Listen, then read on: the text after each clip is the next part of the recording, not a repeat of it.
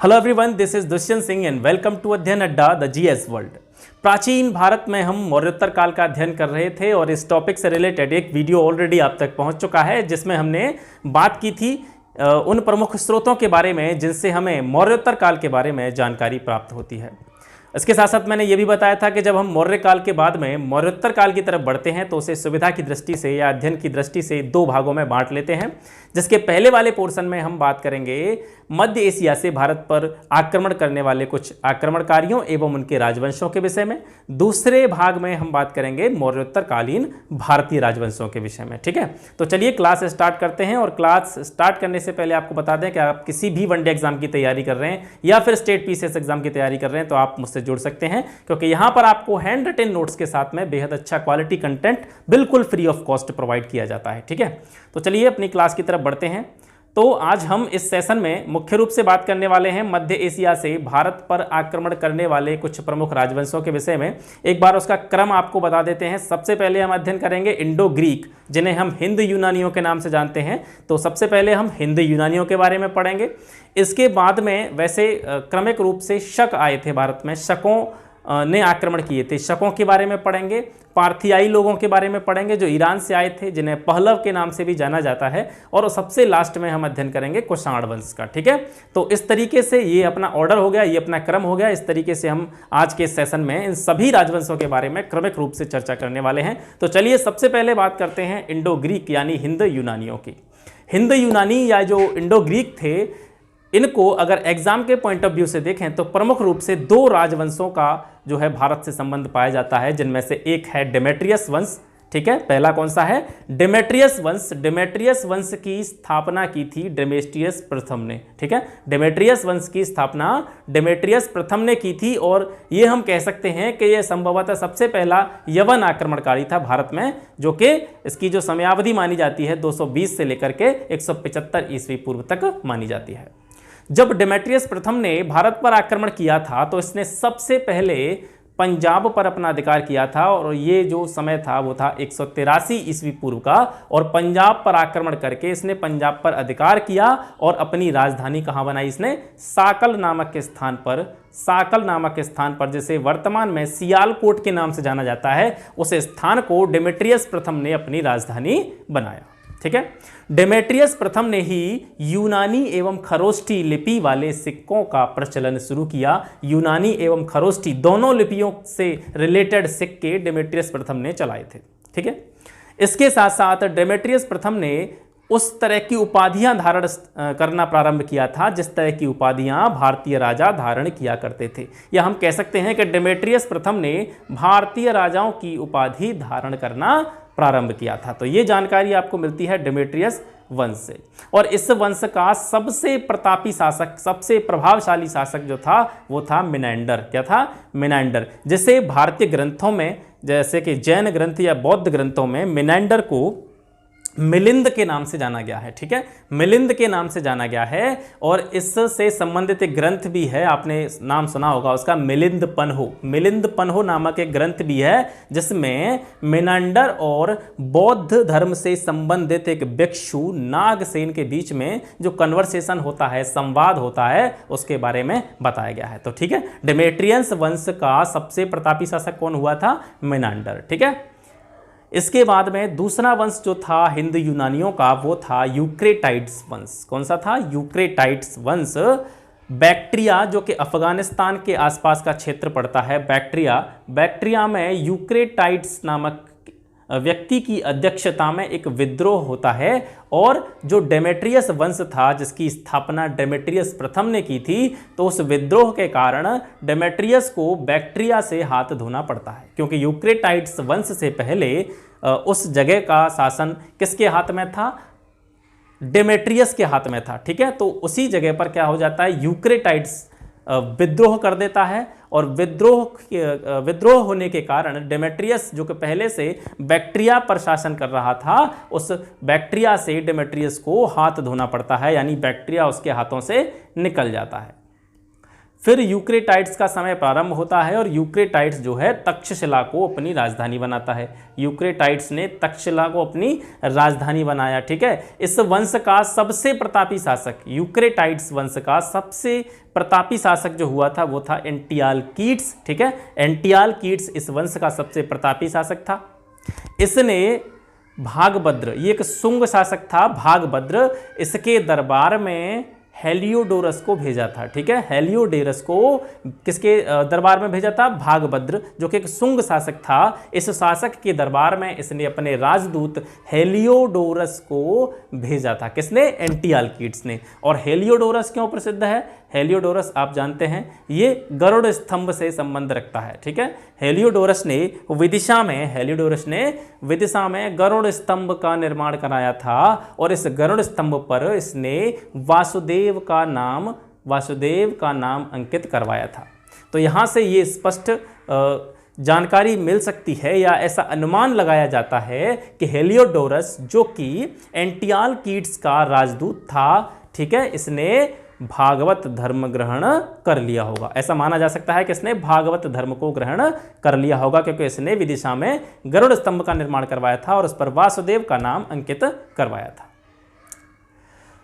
अब जानते हैं यूनानियों के भारत से संपर्क के कौन कौन से प्रभाव भारत में देखने मिले, कौन कौन से परिणाम देखने को मिले, उनके बारे में थोड़ा सा चर्चा कर लेते हैं। तो सबसे महत्वपूर्ण प्रभाव यूनानियों और भारत और यूनानियों के मिलने से या भारतीय और यूनानियों के संपर्क से जो सबसे बड़ा प्रभाव था वो एक ये चीज़ देखने को मिली कि जो एस्ट्रोलॉजी आज के समय में यूज की जाती है, जो ज्योतिष विद्या भारत में आज के समय में प्रचलित है, इस ज्योतिष को भारत में लाने का श्रेय कहीं ना कहीं हम यूनानियों को दे सकते हैं। ठीक है, सप्ताह के जो 7 दिन होते हैं, एक सप्ताह को 7 दिनों में डिवाइड किया जाना, सप्ताह के 7 दिनों में जो विभाजन किया गया है वो भी यूनानियों की देन है। इसके साथ साथ जिन ग्रहों के नाम आज हम देखते हैं उन ग्रहों के नामों को रखने में भी यूनानियों का ही प्रमुख योगदान है। एक ग्रंथ है गार्गी संहिता। इस गार्गी संहिता में ये स्पष्ट रूप से बताया गया है कि जो ज्योतिष भारत में प्रचलित है, जो एस्ट्रोलॉजी भारत में प्रचलित है, तो ज्योतिष के क्षेत्र में भारत जो है वो किसका ऋणी है? यूनानियों का ऋणी है। ठीक है, यानी भारत ने जो ज्योतिष विद्या सीखी थी, भारत ने जो एस्ट्रोलॉजी सीखी थी, वो यूनानियों से ही सीखी थी। यूनानियों ने सोने के लिखित सिक्के चलाए। लिखित सिक्के मतलब एक तरफ जो राजा सिक्कों का निर्माण करवाता था, सिक्कों को ढलवाता था, तो एक साइड में उस राजा का नाम रहता था या आकृति रहती थी और दूसरी तरफ किसी देवता की आकृति रहती थी। तो इस तरीके के सिक्के, सोने के सिक्के इंडो ग्रीक लोगों ने भारत में चलाए थे। इसके साथ साथ यूनानियों को होलिनिस्टिक आर्ट के लिए भी जाना जाता है, होलिनिस्टिक कला के लिए भी जाना जाता है। और भारत में कला में जो आपने गांधार कला शैली का नाम सुना होगा, गांधार कला शैली, तो भारत की जो गांधार कला शैली है वो भी कहीं ना कहीं यूनानियों के द्वारा निर्मित की गई होलिनिस्टिक आर्ट का कहीं ना कहीं एक मिक्स्ड फॉर्म है, एक मिश्रित रूप है। इसके साथ साथ यूनानियों ने यवनिका, जिसे हम पर्दा प्रथा के नाम से जानते हैं, इस पर्दा प्रथा का प्रारंभ भी यूनानियों ने किया था। पहले आज की तरह अत्याधुनिक तकनीकी इतनी विकसित नहीं थी। आज आप मोबाइल में, टीवी में, लैपटॉप में दुनिया भर की चीज़ें देखते रहते हैं, मूवीज़ देखते हैं, ठीक है, सब कुछ देखते हैं। तो उस समय पर जो मनोरंजन के साधन हुआ करते थे तो वो रंगमंच के माध्यम से मनोरंजन किया जाता था या नाटकों के प्रस्तुति के माध्यम से मनोरंजन किया जाता था। तो उन नाटकों में खास करके संस्कृत नाटकों का जो मंचन होता था उसमें जो पर्दा प्रथा जो प्रारंभ की गई थी वो कहीं न कहीं यूनानियों की देन है और इस पर्दा प्रथा को ही यवनिका के नाम से जाना जाता था। तो इतनी सारी जानकारी आपको एग्जाम के पॉइंट ऑफ व्यू से इंडो ग्रीक लोगों से मिल जाती है। अब इसके बाद में हम बात करेंगे शक लोगों की। किसकी? शकों की। ठीक है, यूनानियों के बाद में आक्रमणकारियों में किसके आक्रमण हुए थे? शकों के आक्रमण हुए। ठीक है, यूनानियों के बाद में शकों ने आक्रमण किए और भारत में शक जो थे वो 2 शाखाओं में बटे हुए थे। पहली शाखा थी उत्तरी क्षत्रप और दूसरी शाखा थी पश्चिमी क्षत्रप। ठीक है, उत्तरी क्षत्रप जो शक थे वो तक्षशिला एवं मथुरा में जो है संबंधित थे और पश्चिमी क्षत्रप जो थे वो नासिक एवं उज्जैन से संबंधित थे। ठीक है, उत्तरी क्षत्रप तक्षशिला एवं मथुरा से रिलेटेड थे, पश्चिमी क्षत्रप नासिक एवं उज्जैन से संबंधित थे। भारत के जो शक राजा थे वो अपने आप को छत्रक कहते थे, छत्रक कह के जो है संबोधित करते थे। तक्षशिला के शकों के बारे में बात करें तो तक्षशिला के शकों में सबसे पहला शासक था माउस और इसकी समयावधि मानी जाती है 20 ईस्वी पूर्व से 22 ईस्वी तक। ठीक है, 20 ईस्वी पूर्व से 22 ईस्वी पूर्व तक। और इसके साथ साथ माउस के अलावा अन्य कुछ शासकों का नाम भी देखने को मिलता है, जिसमें से एजेज और एलिसेजेस प्रमुख हैं। मथुरा के शकों के बारे में बात करें तो मथुरा के शकों ने जो अपना क्षेत्र प्रारंभ किया था, अपना कार्यशैली प्रारंभ की थी, तो वो मालवा के क्षेत्र में इसने सबसे पहले प्रारंभ किया था और विक्रमादित्य के द्वारा पराजित होने पर ये मथुरा आए थे। यानी इनका जो प्रारंभिक निवास स्थान था वो था मालवा, जिन्हें हम मथुरा के शकों के रूप में जानते हैं। उनका प्रारंभिक निवास स्थान मालवा था, जो कि मध्य प्रदेश में पड़ता है। वहाँ पर मध्य प्रदेश में ही आपने एक राजा का नाम सुना होगा, बहुत फेमस राजा हैं चंद्रगुप्त विक्रमादित्य। चंद्रगुप्त द्वितीय को ही विक्रमादित्य के नाम से जाना जाता है। तो विक्रमादित्य के द्वारा शकों का दमन किया गया था, शकों को जो है हराया था, उन्होंने पराजित किया था। तो ये वहाँ से भाग करके मथुरा आ गए थे और इसी कारण ये मथुरा के शक कहलाते हैं। ठीक है, मथुरा का प्रथम शक शासक जो था वो था राजुल, और राजुल के बाद में जो था वो कौन हुआ था? शोडास। ठीक है, आगे बढ़ते हैं और नासिक के शकों के बारे में बात करें। नासिक के शक जो थे उसमें से सबसे प्रमुख शासक माने जाते हैं भूमक और नहपान। और नहपान जो था वो सबसे प्रसिद्ध नासिक के शक राजाओं में था। नासिक के शक राजाओं में सबसे प्रसिद्ध शासक था वो कौन था? नहपान था। ठीक है, नहपान से संबंधित ही कभी कभी कुछ प्रश्न पूछ लिए जाते हैं, उनके बारे में हम डिस्कस करेंगे। नहपान की जो समयावधि मानी जाती है 119 ईस्वी से 124 ईस्वी तक मानी जाती है। इसकी राजधानी थी भिन्नगर। इसकी राजधानी भिन्नगर थी, जो आधुनिक रूप में देखा जाए तो भड़ौच और उज्जैन के बीच में पड़ता है भिन्नगर। वहाँ पर नहपान की राजधानी थी। ठीक है, इसने सातवाहन वंश के राजाओं से महाराष्ट्र का एक बहुत बड़ा भूभाग छीन लिया था और अपने राज्य का विस्तार किया था। ठीक है, सातवाहन राजाओं से इसने महाराष्ट्र का एक बहुत बड़ा भूभाग छीन लिया था, बहुत बड़ा हिस्सा छीन लिया था और इससे अपने राज्य का विस्तार किया था। इसके राज्य के विस्तार के बारे में बात करें तो इसका राज्य कहाँ से कहाँ तक विस्तृत था? काठियावाड़, दक्षिणी गुजरात, पश्चिमी मालवा, उत्तरी कोंकण, पूना आदि इसके जो है साम्राज्य में या राज्य में शामिल थे। ठीक है, कालांतर में नहपान जो था सातवाहन राजा गौतमी पुत्र सतकर्णी के द्वारा पराजित हुआ था एवं इसकी मृत्यु हो गई थी। मालवा और उज्जैन के शकों के बारे में बात करते हैं थोड़ा। मालवा और उज्जैन के शक, इनमें सबसे प्रसिद्ध शासक जिसका नाम आपने कई बार सुना होगा, रुद्रदामन। ठीक है, मालवा या उज्जैन के शकों में सबसे प्रसिद्ध जो शासक था वो रुद्रदामन था। अब रुद्रदामन क्यों प्रसिद्ध था?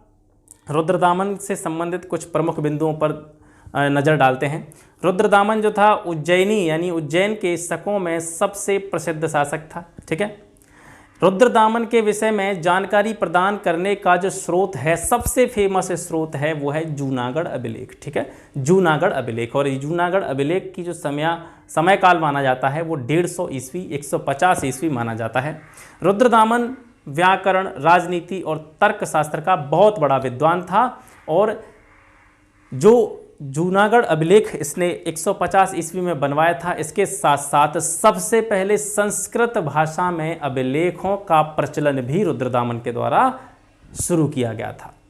जूनागढ़ अभिलेख जो है, इससे इसके राज्यपाल सुविशाख के बारे में जानकारी प्राप्त होती है। अब सुविशाख का क्या इंपॉर्टेंस है एग्जाम के पॉइंट ऑफ व्यू से, तो वो देखेंगे कि एक प्रश्न आता है परीक्षा में कि सुदर्शन झील के बांध का पुनर्निर्माण किसने कराया था?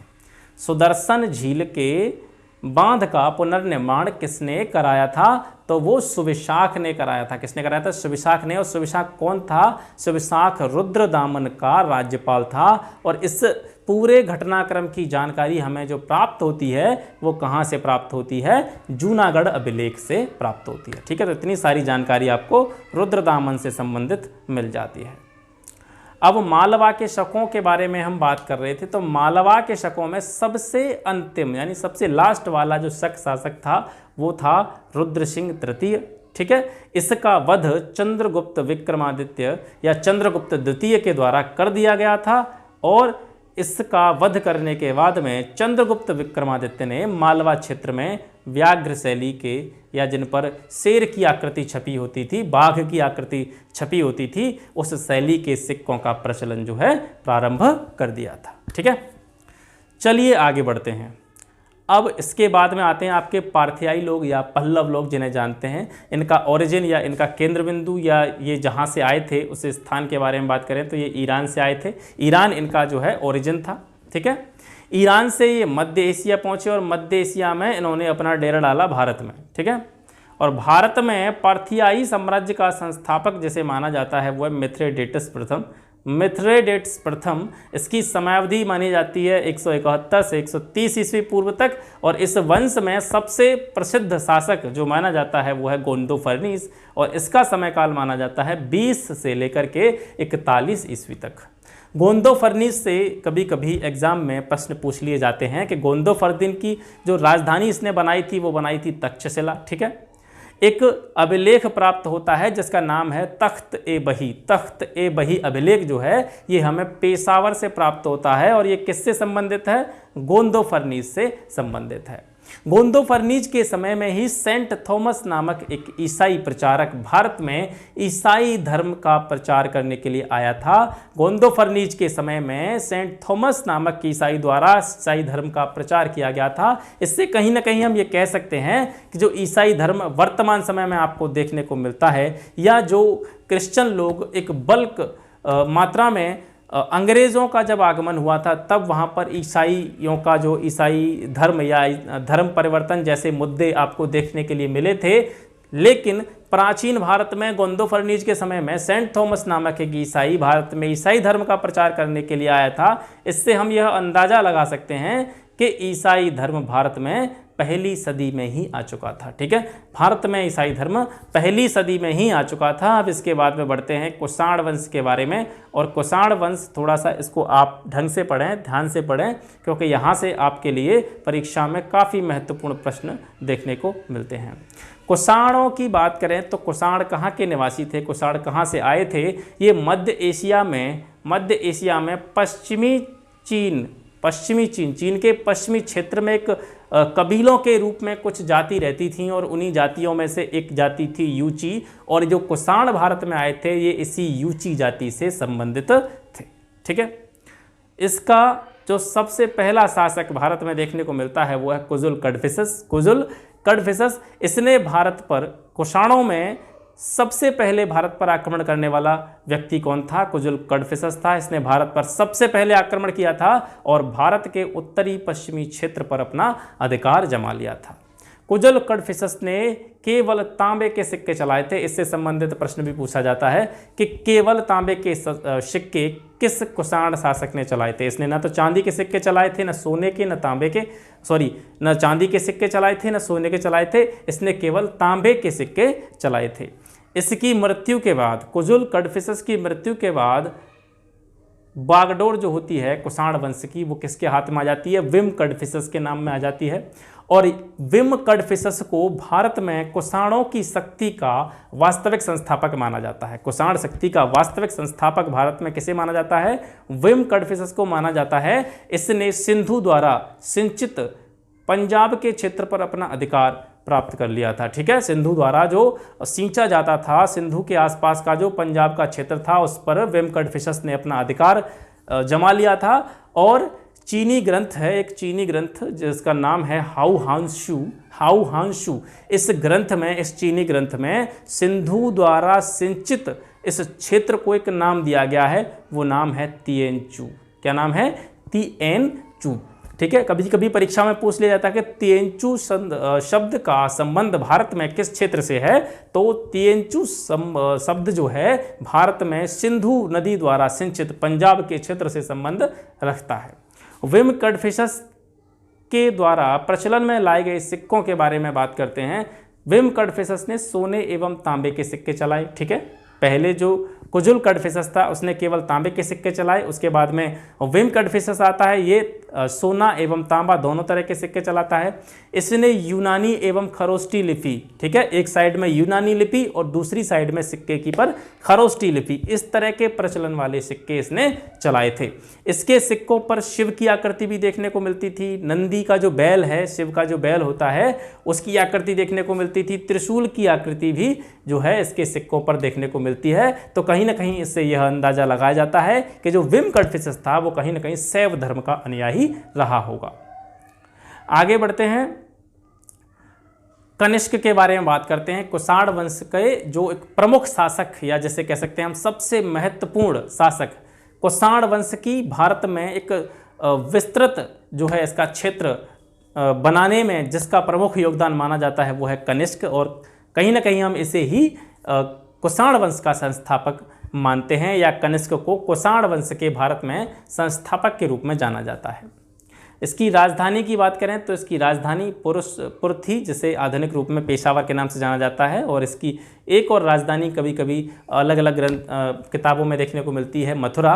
लेकिन कहीं कहीं ये भी देखने को मिलता है, अगर एनसीईआरटी के ऊपर जाएं तो एनसीईआरटी ये कहती है कि कुषाणों की जो प्रारंभिक राजधानी थी वो पुरुषपुर या पेशावर थी, मथुरा इनकी दूसरी राजधानी थी, यानी मथुरा कुषाणों की दूसरी राजधानी या द्वितीय राजधानी के रूप में जानी जाती है। कनिष्क से संबंधित कौन कौन से महत्वपूर्ण प्रश्न आपके एग्जाम के पॉइंट ऑफ व्यू से बन सकते हैं, वो ये हैं कि कनिष्क के समय में ही बौद्ध धर्म से संबंधित चौथी बौद्ध संगीति हुई थी, और कहाँ पे हुई थी, ये कुंडलवन, और कुंडलवन कहाँ पड़ता है, कश्मीर में, ठीक है। कश्मीर में कनिष्क के समय में चौथी बौद्ध संगीति आयोजित की गई थी, और इसी चौथी बौद्ध संगीति में बौद्ध धर्म का विभाजन दो उपसंप्रदायों में हो गया था, जिसे आप हीनयान और महायान के रूप में जानते हैं, ठीक है। आगे बढ़ते हैं, 78 ईस्वी में कनिष्क का राज्याभिषेक होता है, और इस 78 ईस्वी को ही शक संवत का जो है प्रारंभ माना जाता है। शक संवत का सूचना देता है, शक संवत का सूचक है ये समय जो है 78 ईस्वी का। कनिष्क के समय में दो प्रमुख कला की शैलियों का जन्म होता है, जिनमें से पहली को हम जानते हैं गांधार कला के नाम से, और दूसरे को मथुरा कला के नाम से। अब इससे भी संबंधित कभी कभी महत्वपूर्ण प्रश्न पूछ लिए जाते हैं कि गांधार कला जो है इसमें किस पत्थर का यूज किया गया है, कौन कौन सी मूर्तियां जो है गांधार कला शैली के द्वारा बनाई गई थी, इसका क्षेत्र क्या था, ठीक है। तो गांधार कला को इंडो ग्रीक शैली कहते हैं, या हम कह सकते हैं कि जो गांधार कला निर्मित हुई है वो भारतीय और यूनान के लोगों की कला के मिश्रण से जो है इंडो ग्रीक शैली, जिसे हम गांधार कला कहते हैं, ये दोनों के मिलन से उत्पन्न हुई है। और इस कला शैली में बुद्ध एवं बोधिसत्व की मूर्तियां बनाई गई थीं, और इन मूर्तियों में काले सलेटी पत्थर का यूज किया गया था। इसका केंद्र बिंदु गांधार ही था, जो कि लगभग अफगानिस्तान के क्षेत्र में पड़ता है। मथुरा कला के बारे में बात करें तो उसका केंद्र मथुरा था, और यहाँ पर गांधार कला के जिस तरीके से गांधार कला में काले सलेटी पत्थरों का यूज किया गया था मूर्तियों को बनाने में, वहीं मथुरा कला शैली में बलुए पत्थर का प्रयोग किया गया है, ठीक है। और गांधार कला में मुख्य रूप से बौद्ध धर्म से संबंधित मूर्तियां ही बनाई गईं, जबकि मथुरा कला शैली में हिंदू धर्म, जैन धर्म, बौद्ध धर्म, इन तीनों धर्मों से संबंधित मूर्तियां देखने को मिलती हैं, ठीक है। और बुद्ध की पहली मूर्ति जो कि लगभग पहली सदी ईस्वी में बनाई गई थी, बुद्ध की पहली मूर्ति पहली सदी ईस्वी में बनाई गई थी, वो भी मथुरा कला शैली के द्वारा ही निर्मित है। आगे बढ़ते हैं, और कुषाणों ने आगे चल करके क्या किया था, सिल्क रूट पर अधिकार जमा लिया था अपना, सिल्क मार्ग पर, ठीक है। सिल्क मार्ग पर अधिकार जमा लिया था। सिल्क मार्ग क्या था, ये चीन से रोम जाने वाला एक मार्ग था, जो प्राचीन भारत में मुख्य व्यापारिक मार्ग के तौर पर इस्तेमाल किया जाता था। इसका नाम सिल्क रूट या सिल्क मार्ग क्यों पड़ा था, क्योंकि इस रास्ते से चीन में पैदा होने वाला या चीन में जो है निर्मित होने वाला जो रेशम था वो यूरोपीय देशों को भेजा जाता था या यूरोप भेजा जाता था, और उसी कारण से रेशम के इस मार्ग से जो है यूरोप तक पहुंचने के कारण इस मार्ग का नाम सिल्क मार्ग या सिल्क रूट रख दिया गया था, ठीक है। तो चीन से रोम जाने वाला जो सिल्क रूट था वो उस लगभग 3 भागों में बटा हुआ था। कैस्पियन सागर से होकर जाने वाला मार्ग, फरात नदी से होकर जाने वाला मार्ग और भारत से लाल सागर तक जाने वाला मार्ग, ये सिल्क रूट के अंतर्गत आता था। और इस सिल्क रूट पर कनिष्क ने अपना अधिकार कर लिया था। ठीक है, कनिष्क ने अपना अधिकार कर लिया था।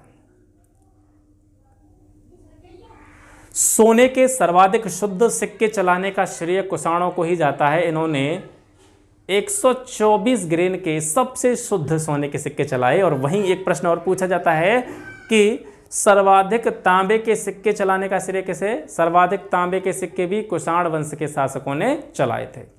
ठीक है, कनिष्क ने ही चलाए थे। अब कनिष्क की राजसभा में कनिष्क की राजसभा में विभिन्न तरीका के विद्वान, विभिन्न प्रकार के विद्वान जो है इसकी राजसभा को सुशोभित करते थे। ये विद्वानों का और बौद्ध धर्म का एक तरीके से संरक्षक माना जाता था कनिष्क को। तो इसकी राजसभा को सुशोभित करने वाले कुछ प्रमुख विद्वानों में कौन कौन से हैं? पार्श्व थे, वसुमित्र थे, अश्वघोष थे, नागार्जुन थे, चरक थे, संगरक्ष थे। ये सभी कनिष्क की सभा को सुशोभित करते थे। यहाँ से प्रश्न किस तरीके से आ सकता है? यहाँ से प्रश्न इस तरीके से पूछा जा सकता है कि इनमें से किसी भी विद्वान का नाम दे दिया गया। चरक जैसे, जो कि अपने समय के काफ़ी बहुत अच्छे चिकित्सक के रूप में जाने जाते हैं, कि चरक किसके समकालीन थे। फिर आपको 4 शासकों के नाम दे दिए जाएं तो चरक किसके समकालीन थे? कनिष्क के समकालीन थे। ठीक है, यहाँ इसके बाद में, कनिष्क के बाद में जो कुषाण वंश है वो ज़्यादा आपको फैलता हुआ नज़र नहीं आता है। कहीं ना कहीं हम कह सकते हैं कि यहाँ से कुषाण वंश का पतन प्रारंभ हो जाता है या इसका राज्य क्षेत्र जो है वो कम होता चला जाता है। तो कनिष्क के उत्तराधिकारियों में कुछ 2-3 शासकों का नाम जो है देखने को मिलता है, लेकिन इनसे संबंधित कुछ ज़्यादा प्रश्न परीक्षा में नहीं पूछे जाते हैं, या हम कह सकते हैं कि इनमें इनसे संबंधित इतने फैक्ट्स वगैरह नहीं हैं जो कि एग्जाम के पॉइंट ऑफ व्यू से ज़्यादा महत्वपूर्ण हो। तो केवल आप इनका नाम याद रख सकते हैं कि कनिष्क के उत्तराधिकारियों में कौन कौन से शासक प्रमुख थे। तो कनिष्क के बाद में शासक था वासिष्क। ठीक है, ये कनिष्क का पुत्र था। 102 से 106 ईस्वी तक इसका शासनकाल रहा था। इसके बाद में हुविष्क था 106 से 140 तक। और इसके द्वारा जो इसका एक ही सबसे महत्वपूर्ण काम था कि इसके शासनकाल में, हुविष्क के शासनकाल में 4 भुजाओं वाले विष्णु के सिक्के चलाए गए थे। 4 भुजाओं वाले विष्णु की आकृति वाले सिक्के चलाए गए थे। और हुविष्क के बाद में एक नाम और जो है देखने को मिलता है वो है वासुदेव। और यहीं पर आकर के कहीं ना कहीं कुषाण वंश का अंत हो जाता है। तो ये आपको मध्य एशिया से भारत पर आक्रमण करने वाले कुछ विदेशी आक्रमणकारियों और उनके राजवंशों के बारे में आज यहाँ से जानकारी मिली। और आशा करता हूँ ये क्लास आपको बहुत पसंद आई होगी। अगर क्लास आपको पसंद आती है तो इस वीडियो को ज़्यादा से ज़्यादा अपने फ्रेंड्स के साथ में शेयर करें और चैनल को सब्सक्राइब करें, इससे हमें मोटिवेशन मिलता है। तो फिर मिलते हैं आपसे नेक्स्ट वीडियो में एक नए टॉपिक के साथ में। तब तक के लिए जय हिंद, नमस्कार।